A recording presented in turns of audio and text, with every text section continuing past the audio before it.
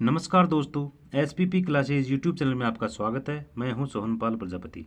दोस्तों, लाभ हानि यानी प्रॉफिट एंड लॉस चैप्टर का आज ये बेसिक कंसेप्ट संबंधी वीडियो है। इस वीडियो में आज हम लाभ हानि चैप्टर का एकदम बेसिक बताने वाले हैं। तो आप इस वीडियो को बिना स्किप किए पूरा देखिए और एक एक पॉइंट को समझने का प्रयास कीजिए ताकि बड़े प्रश्नों को सोल्व करने में दिक्कत ना हो। तो आइए दोस्तों शुरू करते हैं।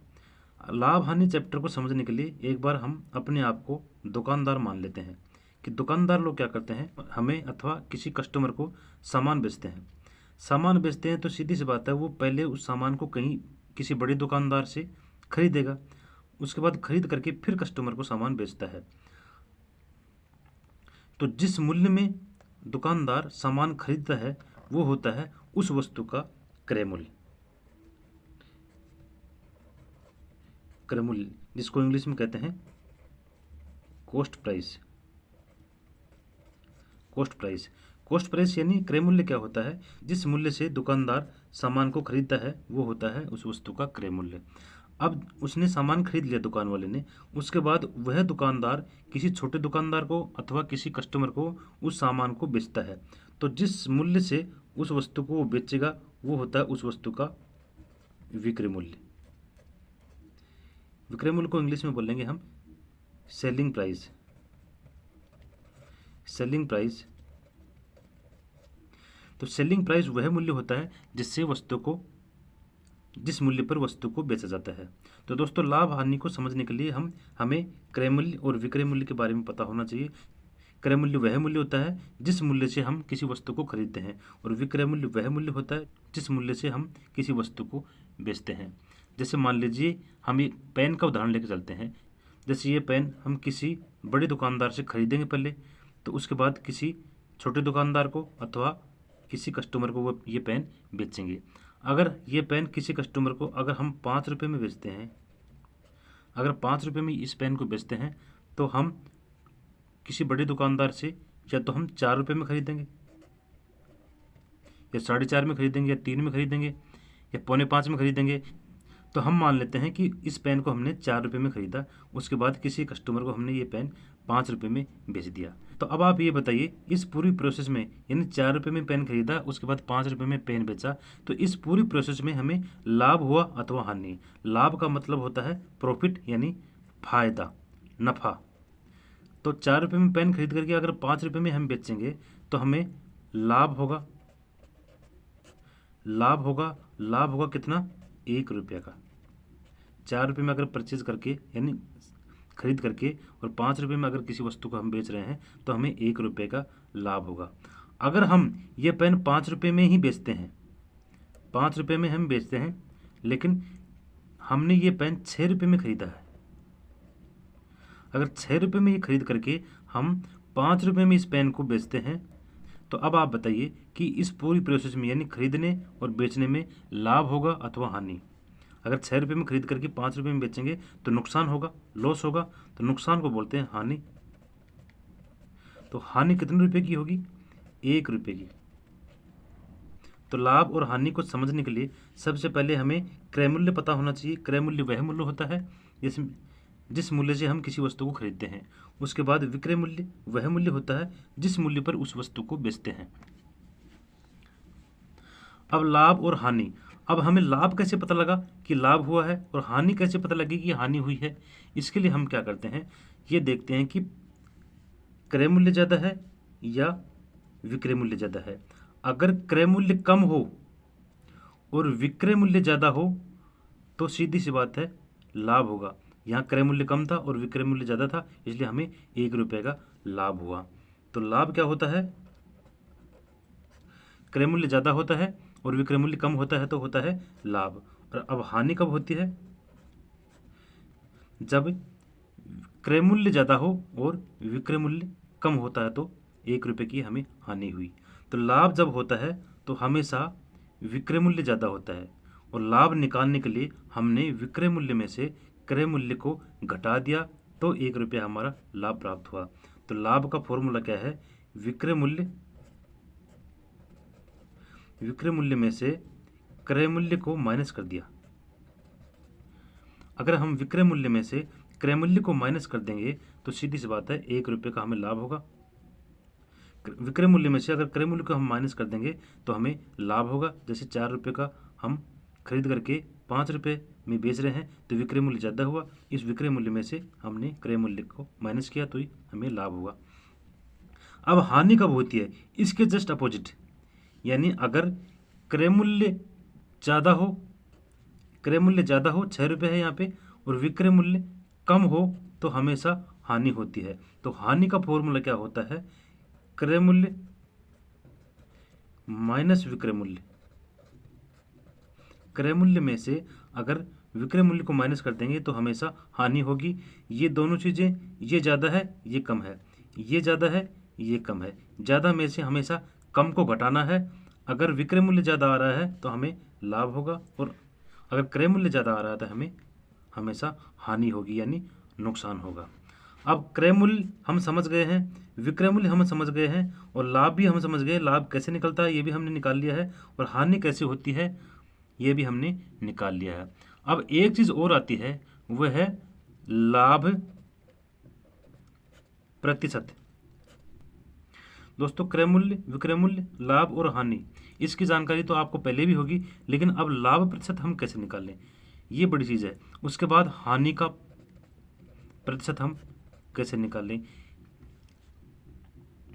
लाभ प्रतिशत क्या होता है? जैसे लाभ तो हमने निकाल लिया कि भाई विक्रय मूल्य में से क्रय मूल्य हमने घटा दिया तो हमारा लाभ आ गया, कि भाई इतना ये ज़्यादा था ये कम था, इसलिए हमने ज़्यादा में से कम माइनस कर लिया तो हमारा लाभ आ गया। लाभ का प्रतिशत कैसे निकालें? लाभ प्रतिशत निकालने का फॉर्मूला होता है लाभ बटा क्रय मूल्य और गुणा में 100।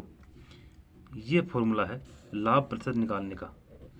लाभ प्रतिशत निकालने का फॉर्मूला है लाभ बटा क्रय मूल्य गुणा में 100। ये फॉर्मूला कैसे बना है देखिए। सबसे पहले हम ये देखते हैं कि किसका प्रतिशत निकाल रहे हैं, लाभ प्रतिशत या हानि प्रतिशत। जिसका परसेंट निकाल रहे हैं उसको हमेशा ऊपर रखना है, नीचे क्रय मूल्य आएगा। उसके बाद प्रतिशत वाले हमने चैप्टर में पढ़ा था कि किसी भी संख्या का प्रतिशत निकालने के लिए हम हमेशा 100 से गुणा करते हैं। तो यहाँ लाभ का प्रतिशत निकाल रहे थे, इसलिए हमने लाभ को 100 से गुणा कर दिया तो लाभ प्रतिशत आ गया। तो इस फॉर्मूले को या तो रट लीजिए, ये रटते नहीं हो तो आप कंसेप्ट को समझ लीजिए कि जिसका परसेंट निकाल रहे हैं उसको हमेशा ऊपर रखिए, नीचे हमेशा क्रय मूल्य होगा, और गुणा में 100 कर दीजिए। तो इस प्रोसेस में हम लाभ प्रतिशत निकालेंगे तो कैसे निकालेंगे? जैसे इसमें 4 रुपये की सामग्री खरीदी, यानी पेन को 4 रुपये का खरीदा है, उसके बाद 5 रुपये का हमने बेच दिया है तो लाभ हुआ था हमारा 1 रुपये का। 1 रुपये का लाभ हुआ तो हम सबसे पहले ऊपर 1 रुपये लिखेंगे। उसके बाद क्रय मूल्य था हमारा 4 रुपया गुणा में 100। तो 100 से 4 को काटेंगे तो ये होगा 25%। अगर हम 4 रुपये का पेन खरीद करके 5 रुपये में बेचते हैं तो हमें 25% का लाभ हुआ। ठीक है, अब लाभ वाला फॉर्मूला तो हमने याद कर लिया, लेकिन हानि कैसे निकाल लेंगे? इसके लिए हम क्या करेंगे, हानि का फॉर्मूला होता है हानि बटा, अब हम यहाँ क्रय मूल्य रखा था, यहाँ पे क्रय मूल्य रखा था तो यहाँ पे भी क्रय मूल्य ही रखेंगे। कई स्टूडेंट्स क्या गलती करते हैं कि भाई लाभ का फॉर्मूला हमने याद कर लिया, लाभ प्रतिशत निकालने का, तो हमने लाभ बटा क्रय मूल्य कर लिया, तो यहाँ हानि का निकाल रहे हैं तो यहाँ विक्रय मूल्य रख देंगे, लेकिन वो गलत है। लाभ प्रतिशत और हानि प्रतिशत दोनों हमेशा क्रय मूल्य पे ही निकाले जाते हैं। विक्रय मूल्य का इसमें कहीं पे भी नाम नहीं होता। सिर्फ लाभ निकालने के लिए और हानि निकालने के लिए विक्रय मूल्य काम आता है। लाभ प्रतिशत और हानि प्रतिशत निकालने के लिए विक्रय मूल्य कहीं पे भी नहीं लिखना। हानि बटा में क्रय मूल्य, यहाँ पे भी क्रय मूल्य था और यहाँ पे भी क्रय मूल्य है, और गुणा में 100। तो इस फॉर्मूले में लाभ प्रतिशत वाले में और हानि प्रतिशत वाले में ज़्यादा अंतर नहीं है। जहाँ लाभ लिखा था वहाँ हानि कर दीजिए, बाकी दोनों चीज़ें सेम है, 100 और क्रय मूल्य। तो इस पूरी प्रोसेस में कई स्टूडेंट्स ये भी गलती करते हैं कि भाई देखो यहाँ 1 रुपये का लाभ हुआ था तो ये 25% लाभ हो गया। अब यहाँ हानि भी 1 रुपये की हुई है तो ये भी 25% होगी, लेकिन ऐसा नहीं है।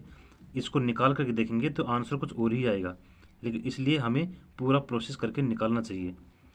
देखो हानि कितनी थी इसमें, 1 रुपये की, और क्रय मूल्य क्या था यहाँ पे 6 रुपया, यहाँ 4 रुपये पे निकाला था, यहाँ पे 6 रुपये पे निकाला, इसलिए यहाँ पे क्रय मूल्य हमेशा 6 रुपये ही रखना है, गुना में 100। तो यहाँ 3 होगा, यहाँ होगा 50, 50 को 3 से डिवाइड करेंगे तो ये होगा 16 सही 2/3%। ये है हमारी हानि प्रतिशत।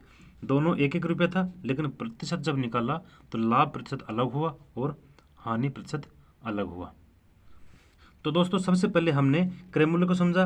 क्रय मूल्य वह मूल्य होता है जिसमें किसी वस्तु को खरीदा जाता है, कॉस्ट प्राइस जिसको अंग्रेजी में बोलते हैं। उसके बाद होता है विक्रय मूल्य यानी सेलिंग प्राइस। सेलिंग प्राइस वह मूल्य होता है जिस मूल्य पर किसी वस्तु को बेचा जाता है। लाभ होता है अगर विक्रय मूल्य ज़्यादा हो, किसी वस्तु का विक्रय मूल्य ज़्यादा हो और क्रय मूल्य कम हो तो हमेशा लाभ होगा, और किसी वस्तु का क्रय मूल्य ज़्यादा हो और विक्रय मूल्य कम हो तो हमेशा हानि होगी।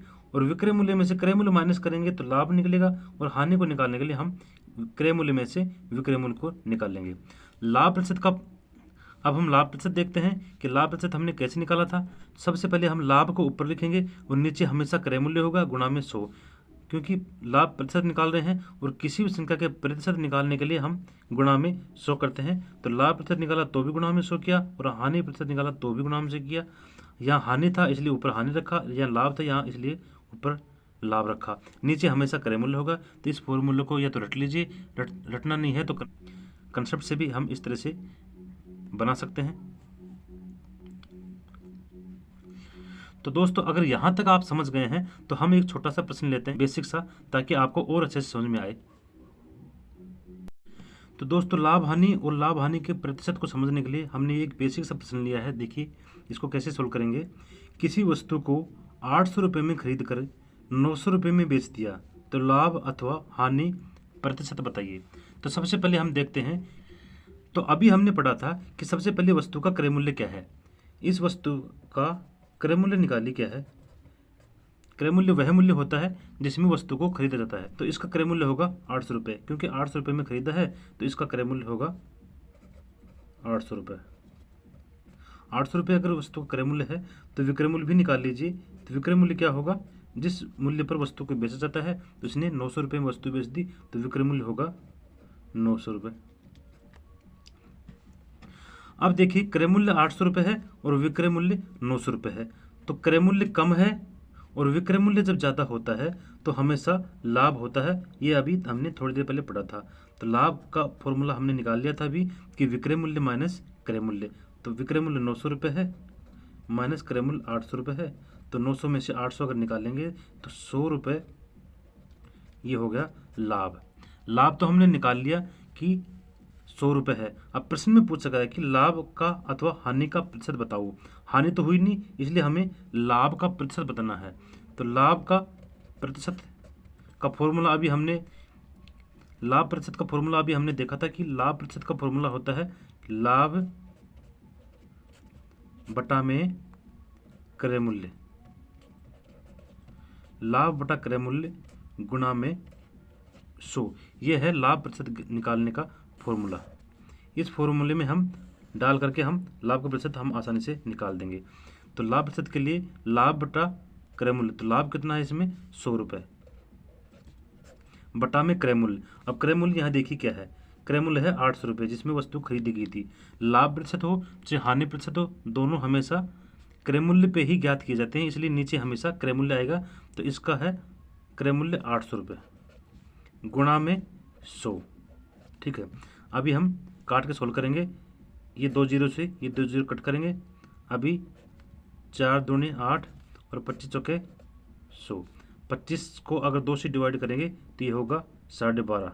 12 सही 1/2% लगाएंगे क्योंकि हमने लाभ का प्रतिशत निकाला है। तो इसका आंसर होगा 12.5% लाभ।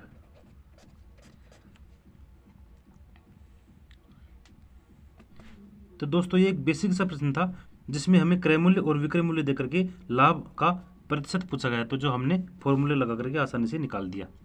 अभी हम एक प्रश्न और लेते हैं ताकि आपको अच्छे समझ में आए। तो दोस्तों ये दूसरा प्रश्न हमने लिया है कि किसी वस्तु का क्रय मूल्य 8200 रुपये था, यानी 8200 रुपये था। तो बताओ 20% लाभ प्राप्त करने के लिए उसे कितने में बेचना पड़ेगा। तो दोस्तों इसमें सबसे पहले हम वही तरीका है, सबसे पहले हम देखते हैं कि वस्तु का क्रय मूल्य क्या था, यानी खरीदा हुआ मूल्य क्या था। खरीदा हुआ मूल्य इसमें दिया हुआ है कि 8,200 रुपये। अब ये क्रय मूल्य के बाद में दूसरी चीज़ है विक्रय मूल्य। विक्रय मूल्य क्या था, विक्रय मूल्य इसमें दिया हुआ नहीं है, ये हमसे पूछा गया है। हमें लाभ का प्रतिशत दिया हुआ है, लाभ का प्रतिशत है 20%। लाभ नहीं दे करके लाभ का प्रतिशत दिया हुआ है 20%। अब हमसे कितने में बेचा गया है, यानी हमसे विक्रय मूल्य पूछा गया है। तो विक्रय मूल्य निकालने के लिए हमें लाभ का प्रतिशत वाला फॉर्मूला हमें लगाना पड़ेगा कि लाभ प्रतिशत क्या होता है। लाभ प्रतिशत का फॉर्मूला भी हमने निकाला था कि लाभ प्रतिशत बराबर लाभ बटा क्रय मूल्य। लाभ प्रतिशत का फॉर्मूला होता है लाभ बटा क्रय मूल्य गुणा में 100। अब लाभ प्रतिशत यहाँ पे दिया हुआ है 20%, तो 20% लिख देंगे हम लाभ प्रतिशत की जगह है, बराबर लाभ कितना था, लाभ इसमें है नहीं इसलिए लाभ की जगह हम लाभ लिखेंगे। उसके बाद क्रय मूल्य, क्रय मूल्य इसमें दिया हुआ है 8200, 8,200 गुणा 100। अभी हम काट को सोल्व करेंगे, 2 जीरो से 2 जीरो कट करेंगे। इसको अगर क्रॉस मल्टीप्लाई करेंगे तो लाभ होगा, लाभ बराबर 20 गुणा 82। इसको 20 को इससे गुणा करेंगे ताकि क्रॉस मल्टीप्लाई करें। 20 को 82 से गुणा करेंगे तो ये होगा 1640 रुपये। ये हो गया लाभ। अब देखिए किसी वस्तु को 8200 रुपये में हमने खरीद लिया, लाभ हमें प्राप्त हुआ 1640 रुपये। तो अब हम विक्रय मूल्य आसानी से निकाल सकते हैं, क्योंकि क्रय मूल्य यानी 8200 रुपये में खरीद करके 1640 रुपये लाभ कमा कर किसी वस्तु के बेचा जाएगा, तो इस रुपये में इस रुपये का जोड़ देंगे तो विक्रय मूल्य होगा 8,200 प्लस 1640। अब 1640 में 8,200 जोड़ेंगे तो ये होगा 0 4 6 और 2 8 और 1 9, 9,800 रुपये। 9,800 रुपये होगा इसका विक्रय मूल्य। तो दोस्तों आशा करता हूँ कि इस वीडियो को देख करके आप लाभ और हानि का बेसिक कंसेप्ट आसानी से समझ गए होंगे। अगर वीडियो अच्छी लगी हो तो वीडियो को लाइक करें, शेयर करें, चैनल को सब्सक्राइब करें। Thank you.